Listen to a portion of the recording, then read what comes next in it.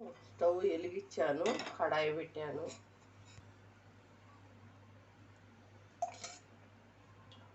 3 tea స్పూన్లు oil వేసాను. ఎండుమిరపకాయలు వేస్తున్నాను. ఎండుమిరపకాయలు వేపుతున్న ఆయిల్. ధనియాలు వేస్తున్నాను. జీలకర్ర 1 టీ స్పూన్ జీలకర్ర, 2 టీ స్పూన్ల ధనియాలు, ఒక 5-6 ఎండుమిరపకాయలు.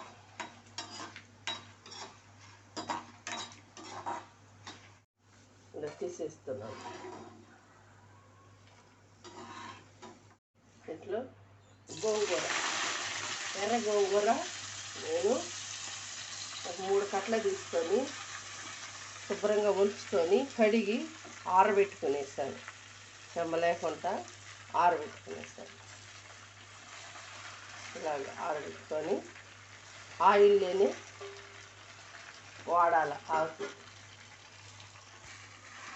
ఇలాగ ఆయిల్లో ఆకు ఉడికితే చాలా టేస్టీగా ఉంటుంది.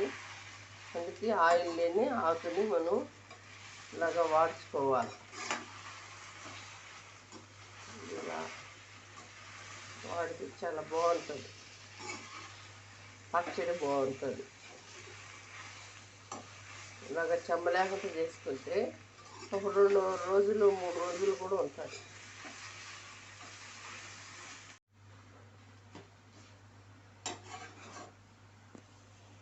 సన్న మంటలో ఇలాగా మనం ఆయిల్లో ఇలాగని మనం వేపుకోవాలి. సన్న మంటలోనే వేపుకుంటే బాగా కుక్ అయిపోతుంది.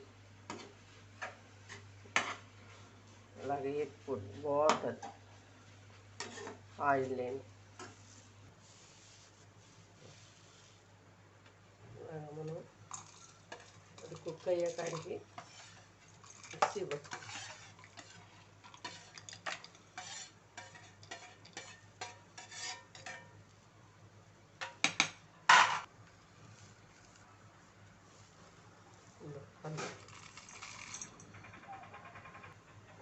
అన్నీ వేసుకొని నేను మిక్సీ పట్టుకుంటున్నాను. ఆకు వేసాను మిక్సీలో. స్టవ్ వెలిగించాను, కోపు గంటి పెట్టుకున్నాను. మంట తక్కువ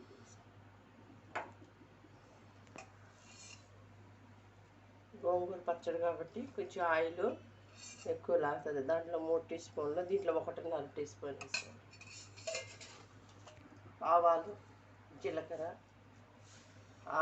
జీలకర్ర, పచ్చెనపప్పు, మినప్పొట్టు కోపు వేస్తున్నాను. ఆయిల్,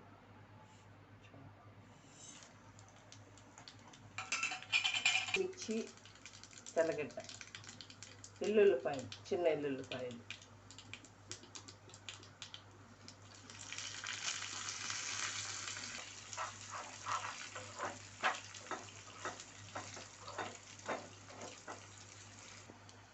ఇంగువ పొడి, మెంతుల పొడి 1 టీ స్పూన్, ఇది 1 టీ స్పూన్. చిన్న ఎర్రగడ్డ, చిన్న ఆనియన్ కట్ చేసుకున్నాను.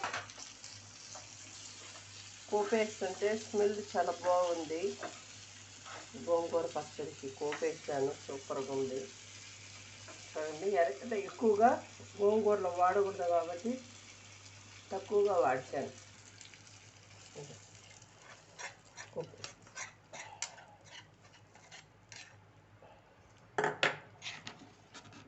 గోంగూర పచ్చడి రెడీ. ఇలాగ ఎర్రగడ్డ ఉంటే బాగుంటుంది పచ్చళ్ళు.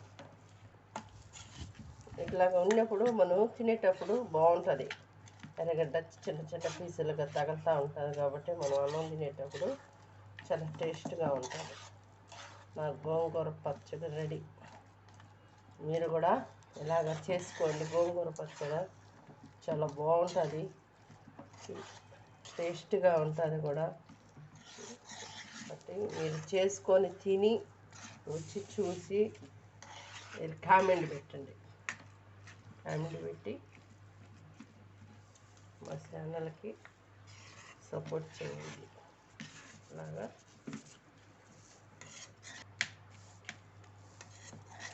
గోంగూర పచ్చడి బాగా కుదిరింది ఫ్రెండ్స్. మీరు కూడా చేసుకోండి, మీరు కూడా తినండి ఫ్రెండ్స్. చేసుకొని తిని